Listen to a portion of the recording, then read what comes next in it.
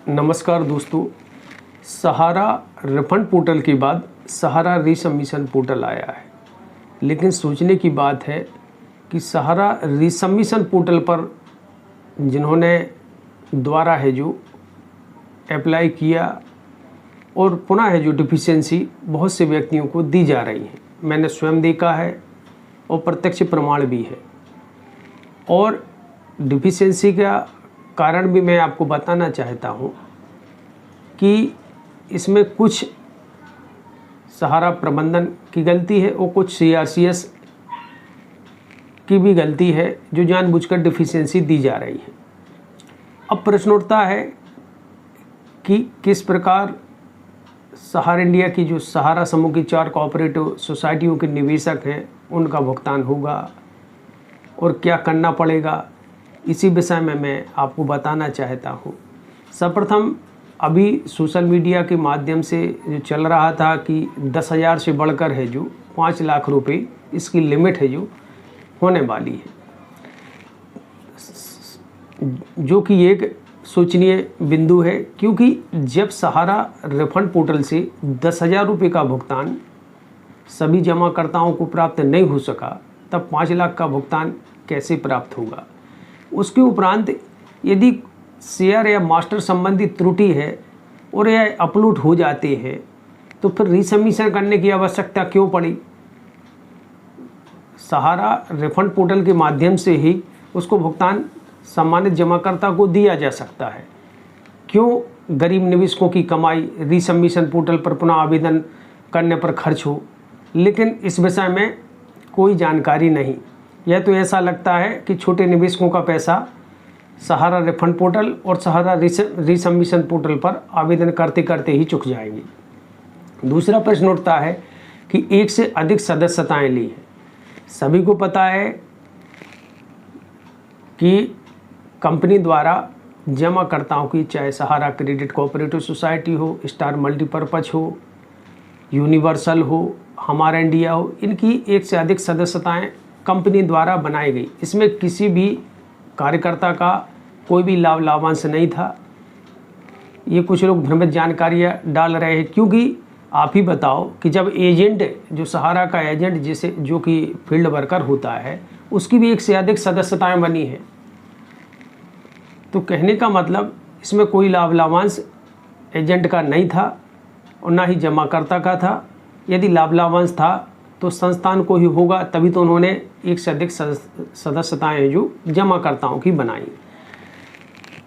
Account से भुगतान, हाँ, मैं आपको बताना चाहता हूं कि संपूर्ण समस्या का समाधान यह है कि यदि जो सोसाइटियों की सदस्यता की जगह अकाउंट नंबर से सम्मानित जमाकर्ताओं का भुगतान किया जाए तो यह प्रक्रिया आसान हो सकती है, क्योंकि रूल्स के हिसाब से तो सहारा इंडिया द्वारा है जो पालन नहीं किया गया, ये हम सभी लोग जानते हैं।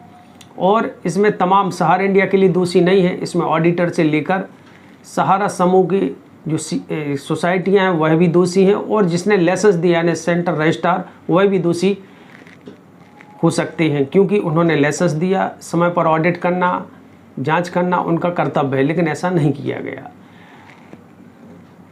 और जो सहारा रिफंड पोर्टल पर जो त्रुटियां आ रही हैं, अभी ऐसी भी त्रुटियां आ रही हैं जिससे आपको पता चल जाएगा कि इसमें सहारा इंडिया की गलती नहीं बल्कि CRCS की है, क्योंकि CRCS द्वारा बहुत से जमाकर्ताओं को पहले बोला गया कि आपके ये जो हस्ताक्षर है जो मिसमैच है। अब जब उन्होंने आवेदन किया तो उसमें पुनः त्रुटि आ रही है और उसमें लिखा आ रहा है कि संबंधित सोसाइटी की सोसाइटी की सील नहीं लगी है।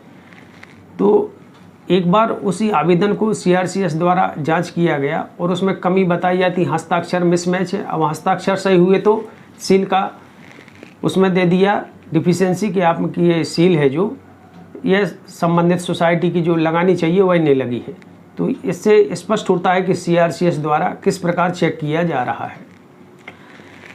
मैं सभी से यह निवेदन करूंगा कि जो त्रुटि पहले आई और जो बाद में आ रही है रीसबमिशन पोर्टल के बाद, वह है जो उसका प्रिंट आउट अपने पास निकाल कर सुरक्षित अवश्य रखें, डाटा शिप कर अवश्य रखें।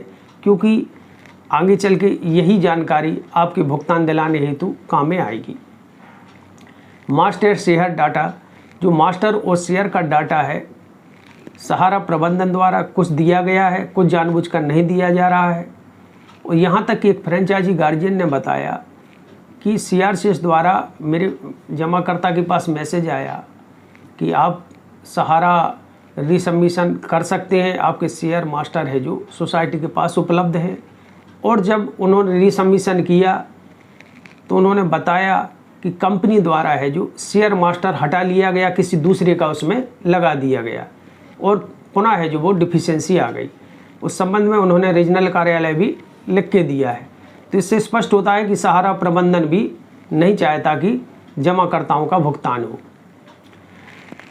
इसके बाद रिसबमिशन पोर्टल पर आधार कार्ड से के माध्यम से है जो लॉगिन होकर तमाम प्रकार का डाटा लिया जा रहा है। आधार कार्ड से ही जानकारी प्रमाणित की जा रही है और यदि नाम या आदि कुछ त्रुटि है तो उसमें एफिडेविट लिया जा रहा है। लेकिन सोचने की बात है कि उस एफिडेविट को भी प्रमाणित करने हेतु एक ID प्रूफ लिया जा रहा है। यह वैधानिक परिवेश में कहाँ तक सही है, क्योंकि आधार कार्ड से वह व्यक्ति का प्रमाणीकरण पूर्वत हो चुका है और बैंक आदि जितने भी अभी वर्तमान में जो कार्य क्षेत्र चल रहे हैं वो आधार कार्ड से ही चल रहे हैं। तो शपथ पत्र तो समझ में आता है, लेकिन उस शपथ पत्र को प्रमाणित करने हेतु एक ID प्रूफ देना पड़ेगा, अन्यथा वो पुनः डिफिशेंसी दे दी जाएगी। मैंने देखा है मेरे क्षेत्र के जमाकर्ताओं के साथ ऐसा हुआ है कि उन्होंने आधार कार्ड लगाया और वोटर कार्ड लगाया तो वोटर कार्ड को है जो अमान्य अस्पष्ट है इस प्रकार बताते हुए और कहा वैलिड ID इसमें है जो लगाएं। अब जब कब लगेगा, कब द्वारा उनको ऑप्शन दिया जाएगा, इसकी कोई जानकारी नहीं है। वर्तमान परिवेश में ये तो सभी को पता है कि चाहे CRCS तो चाहे भारत सरकार का ही अंग CRCS है और सहारा, यह इन सब तथ्यों से स्पष्ट है कि ये तीनों लोग जिसको चाहे वह उसको भुगतान देंगे, जिसको नहीं देना है उसकी मन चाहे डिफिशेंसी देंगे। यह यथार्थ सत्य है। कानून का तो हाल सभी को पता है कि जब माननीय सर्वोच्च न्यायालय ही नहीं आपकी बात को सुन रहा है तो फिर कौन सुनेगा। तो यह तो यथार्थ सत्य और ऐसा नहीं है, हर चीज़ का अंत होता है और होगा। दुख की बात यह है कि लगभग 12-13 वर्ष होने को हैं, लेकिन माननीय सर्वोच्च न्यायालय भी सहारा इंडिया के समूह के जो जमाकर्ता गण हैं अत्यधिक परेशान हैं, प्रताड़ित हैं, आत्महत्याएं कर रहे हैं, लड़ाई झगड़े हो रहे हैं, लेकिन न्यायाधीश डेट पर डेट ही जो आगे दी जाती है। यह एक बड़े ही शर्म की बात है, दुखनीय बात है, लेकिन क्या करें, संवैधानिक व्यवस्थाएं हैं, उनके विषय में हम लोग ज़्यादा कटाक्ष भी नहीं कर सकती। चुपचाप है जो भी अत्याचार हो उसको सहन करना पड़ेगा। अब प्रश्न उठता है कि जमाकर्ता क्या करें, फील्ड वर्कर क्या करें। तो फील्ड वर्कर बहुत से वर्ड्स एक्ट या दुनिया के तहत आवेदन दे रहे हैं और घिर घार के है जो एजेंट को परेशान किया जा रहा है, जबकि एजेंट दोषी नहीं है। तो मैं एजेंटों को बता देना चाहता हूं कि आपने यदि संस्था में पैसा जमा किया है, दस्तावेज दिए हैं, तो आपको घबराने की आवश्यकता नहीं है। आपको यदि कोई प्रताड़ित या परेशान कर रहा है जमाकर्तागण तो उसको समझा, और यदि वो वैधानिक परिवेश में नहीं समझ रहा है तो आप है जो उसके नाम से है जो रजिस्टर्ड FIR दर्ज करें, शासन को अवगत कराएं। क्योंकि जब जमाकर्ता आपका साथ नहीं दे रहे हैं, मात्र उनको पैसे से मतलब है और संवैधानिक संस्थाओं के आदेश नहीं मानेंगे, तो स्वाभाविक उनके ऊपर प्रकरण दर्ज होना स्वाभाविक है।